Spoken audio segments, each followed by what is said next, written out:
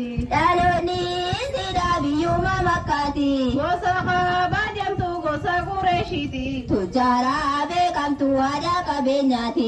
Tujjaara beekamtu haadha qabeenyaati. Ana fuudhaa jedhee jarri mushrikaati. Warri dubbatate tujjaara jaraati. Khadijaan bargamnaame yoomi saallalti. Khadijaan bargamnaame yoomi saallalti. Hundumaa jaraa'u tilmaamtee ilaalti. Amanaa malee hin heerumu jette. Rabbiin isiif qonnaa nabiyyi argatte. Rabbiin isiif qonnaa nabiyyi argatte. Biyya guutuu keessa nabiyyi jaallatte. Amanaa isaatiif isa mararfatte. Qabeenya isiitiif isatti kennatte. Qabeenya isiitiif isatti kennatte. Umriin itti fuudhee 25tti. Isin gaafa sana 40 Kan inni si fuudhee ergamuun duratti.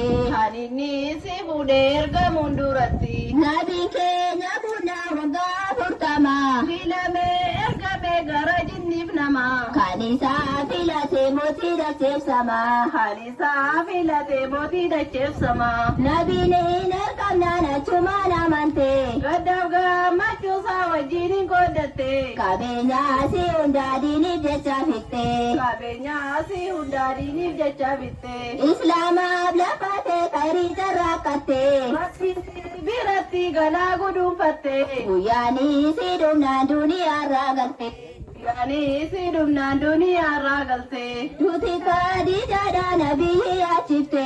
Yaaddoon duwwaa isi baay'eetti jabaatte. Ijji nabii keenya imimmaan lolaafte. Ijji nabii keenya imimmaan lolaafte.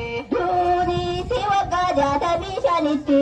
Nama khayrii qabuuf duuti hamtuu miti. Tookiituu qophoofte jannata keessatti. Tookiituu qophoofteef jannata keessatti. Nabiin oguu himuu darajaa isiiti. Nan argee jedhadhi jannata keessatti. Tookii ajaa'ibaa fookii Khadiijaati. Yaa ajaa'ibaa fookii Khadiijaati. Yaa Rabbii nu godhi akka Khadiijaati. Walitti nu qabi jannata Nuufis nu laaffisi hojjechuu kasiiti. Laaffisi hojjechuu kasiiti. Gabaasee xumuraa yaada koo asitti. Lakkaawanii bituu namni jataa miti. Rahmaa waan nageenye nu fayyadiyati. Rahma waan nageenye nu fayyadiyati. Rahmaa waan nageenye nu fayyadiyati. Rahma waan nageenye nu fayyadiyati. Sagantaa keenyarraa asitti dhaabbata. Dogoggora keenyaaf dhiifama sin gaafachaa. Amma xumurreerraa nagaan nu jiraadha hundumti ummata. Amma xumurreerraa nagaan nu jiraadha hundumti ummata.